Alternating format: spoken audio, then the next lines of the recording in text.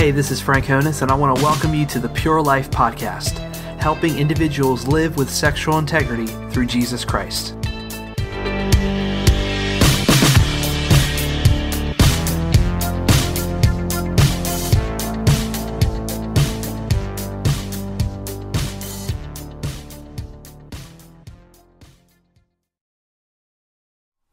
Hey everyone, my name is Frank Honus, and I want to welcome you to episode 99 of the Pure Life Podcast.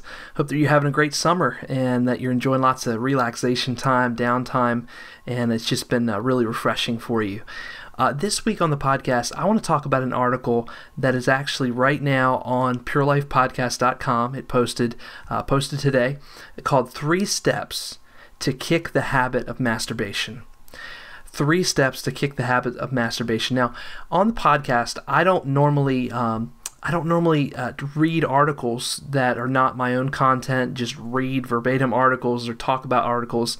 I will post articles on the website that you'll read, that you can read occasionally. But this one is so good. There's so much good stuff in it that I want to talk about it, but I also want to kind of reference and make some comment on it. And I hope that you will read the article, but also watch or listen to the podcast as well to kind of get some of my commentary and just I want to share some of my thoughts about this issue and this topic of masturbation.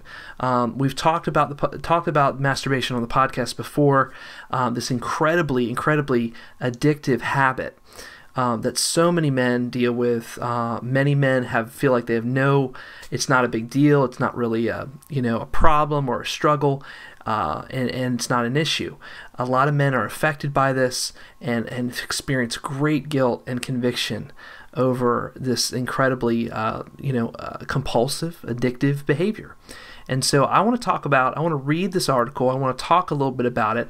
This is from Covenant Eyes. This article is from the Covenant Eyes blog. You can go to covenanteyes.com, and it's actually been written by Luke Gilkerson, and we've read portions of his blogs and his writings before here on the podcast. So he's a great writer. Basically, this is his full-time job. He works at Covenant Eyes and is very specialized on this topic of sexual addiction. So let's go ahead and jump right in. This is 3 steps to kick the habit of masturbation. So if you are just really struggling with this addiction, this habit, and you really want to become free of masturbation, I want to encourage you to listen, to read the article, and like I said, watch the podcast and listen to the podcast. So here we go. Several weeks ago, I received a comment about quitting masturbation. This was the comment that Luke Gilkerson received. I have eliminated the porn in my life. How can I break the habit of masturbation and lust? Every time I get overwhelmed or stressed out, my mind clicks off and I end up giving in to the lust, masturbation, and fantasy. I could use your prayers, please, and any good devotional. And so it goes on to say, this question highlights our great need to guard our hearts above all else, because we live out of the outflow of our hearts. Proverbs 4:23. The Bible does not specifically condone or condemn masturbation, but it does address a myriad of heart-level issues tied to why people masturbate. What I loved about this question is how self-aware the questioner is. He has already identified the trigger of stress as a catalyst for his habit to fester. He sees masturbation as his habitual way to escape. This ability to see the sin before the sin is a prerequisite step for anyone looking to overcome this habit. In my experience, the battle with masturbation is a battle of faith. Behind any habit is a belief system that fuels it. We must replace the old belief system with a new one. We must fight this fight of faith on 3 fronts, and I want to talk about these specifically, kind of add some comment and some thoughts to Luke Gilkerson's thoughts as well. We must fight this fight of faith on 3 fronts. Number 1, in our triggers. Number 2, in our bodies. And number 3, in our deepest longings. And again, I just want to he does such a great job of writing about this. So the first area is triggers. Talked about triggers on the podcast before. It says there are different kinds of triggers, right? We experience external and internal triggers. An external trigger might be spotting like a racy billboard on the way to work, or seeing a plunging neckline. Somebody in public or somebody you work with or whatever might have a really low cut shirt or whatever. Learning to bounce our eyes away from these sort of triggers can be very helpful, but it is our internal triggers that are the hardest to run from, because they are, well, in us. So we experience these external triggers, these triggers outside that we can run into, like he kind of acknowledged there, billboards and signs we might see in the public, or people we might run into, but it is the inside of us that is the most difficult area to cover. Like the gentleman quoted above, the trigger might be stress. We might turn to masturbation as our refuge, our stress reliever. Stress and anxiety ultimately come from our reactions to stressful situations or circumstances. Why do we react to stressors the way we do? What a powerful question, that I wonder if you would ask yourself that same question. What is it that makes you react to stress the way that you do? Do you when you masturbate, when you act out, is it in response to feeling stressed? There's the whole acronym that we talk about before, HALT: hungry, angry, lonely, tired, right? Maybe you add, HALT, maybe it's HALTs: hungry, angry, lonely, tired, stressed, because stress is an incredible trigger for a lot of guys, provokes them, and in turn they look at porn, they turn to pornography, or they turn to masturbation to try to soothe that stress. We react with stress because of what we believe about the stressors, the significance we place on them. So we need to ask ourselves this question: what do I believe that makes this situation or circumstance or condition stressful for me? Identify what lies you believe about the stressor, and then diligently replace those lies with truth. Our trigger might be envy. So maybe it's stress, maybe it's envy. We might see our friends with their loving marital relationships and think, I wish I was married, or I wish my marriage was more intimate. We may turn to masturbation as a substitute for what we really want. Again, we must ask ourselves, what do I believe my sex drive is for? Is it to grasp at selfish pleasure, or is it to pursue oneness in marriage? And I think he points out he makes a very, very important point here, that, we lose perspective of sexual intimacy, especially if we've never experienced it in marriage. And we don't quite understand that gift is meant for oneness in marriage. It's meant for it's meant to be with the other person. It's not meant with your hand. It's not meant to pleasure yourself.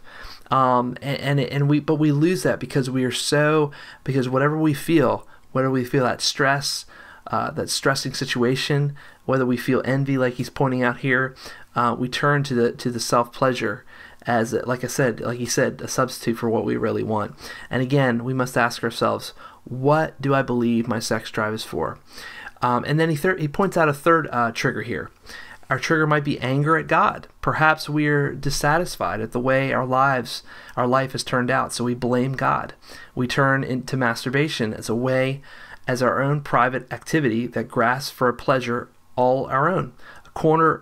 Let me read that one more time. We turn to masturbation as our own private activity that grasps for a pleasure all our own, a corner of life we claim as wholly ours, a way to rebel. Again, the battle is one of faith. Why do we believe God owes us anything? Why do we think we ought to get what we desire? So triggers are an incredible draw to masturbation. We feel external triggers, we feel internal triggers, we feel environmental triggers, and we turn into this incredibly addictive habit. So the second area he talks about is the body. Our sex drives will inevitably build up physical tension, but it is our reaction to that tension that matters most. What we are believing that makes masturbation seem like the only way to release the build-up testosterone. For single men, God has created built-in release mechanisms. either nocturnal emissions or absorption. For married men, God has provided sex as a means of marital intimacy. Do we believe these systems are God-given means of taking care of our bodily drives, or do we believe masturbation is the only way? We must repent of our beliefs about masturbation and pray for a non-sinful release of tension in our members. So our body can feel stressed. Our body can feel that tension. And we can feel that sense of release through masturbation, right? It's a quick, kind of that quick fix, that quick pleasure, that, that orgasm that takes place sends us right, a few seconds of pleasure, and then we just, what do? We just skydive and we just nosedive, right?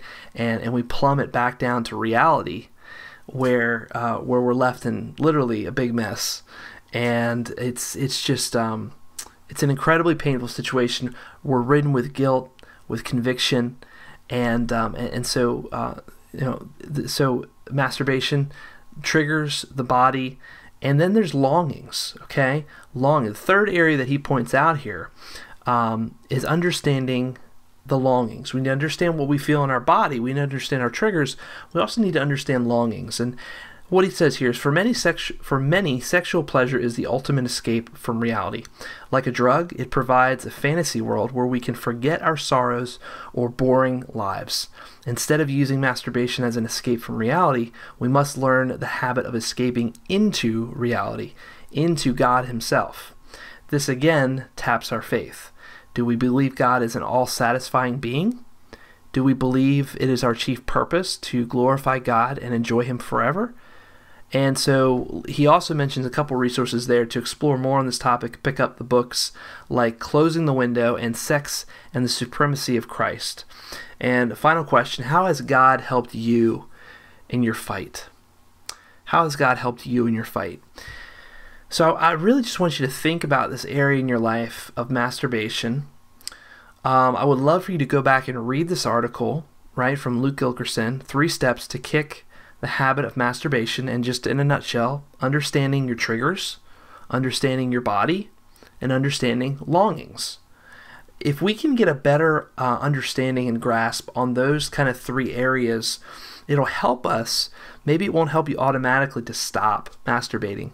At some point, we've got to abstain. We've got to stop. We've got to go into a place where we really withhold from acting out. But we need to also understand what's going on inside of us that pulls us to this behavior, pulls us to this habit. I shared with my group, I lead an online group, an X3 group. I shared with them that masturbation is an incredibly difficult thing to stop and to quit. I quit, when I stopped looking at pornography, that was something, it's kind of an external substance, an external behavior that, externally, whether it's internet pornography or magazines or whatever, you can kind of cut yourself off and stop, looking at those things, right? But what are we left with? We're left with our brains, right?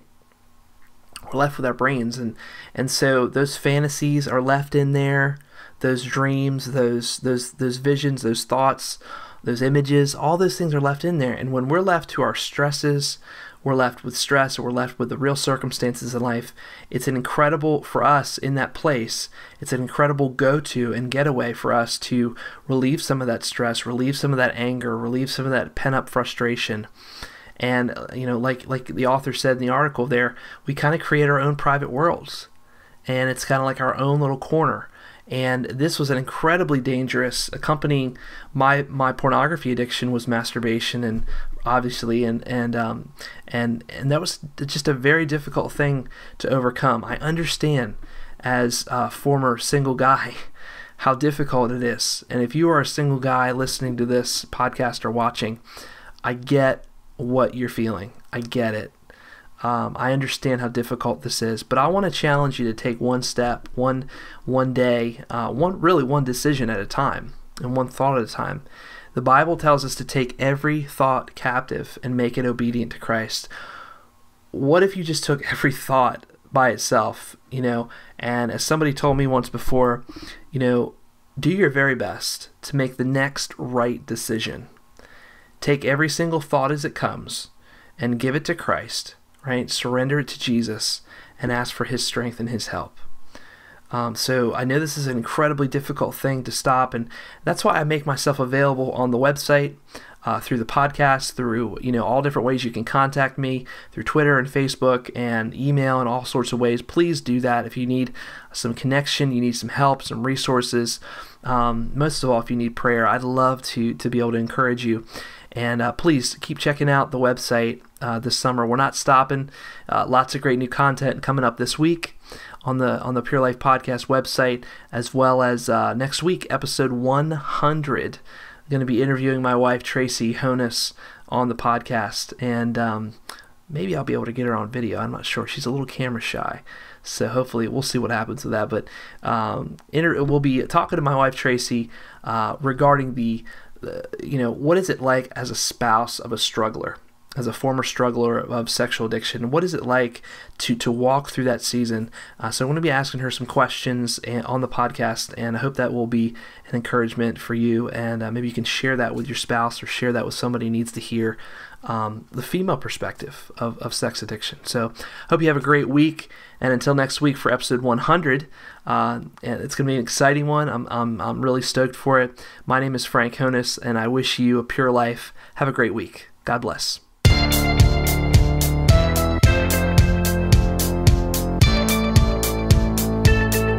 Hey everyone, thanks for listening to the podcast this week.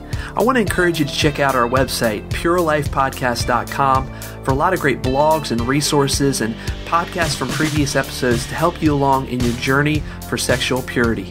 Remember, you can listen to the podcast on our website, iTunes, and Stitcher Radio. And if you need to contact me for any reason, if you have questions or comments, email me at frank@purelifepodcast.com. That's frank@purelifepodcast.com. See you next week.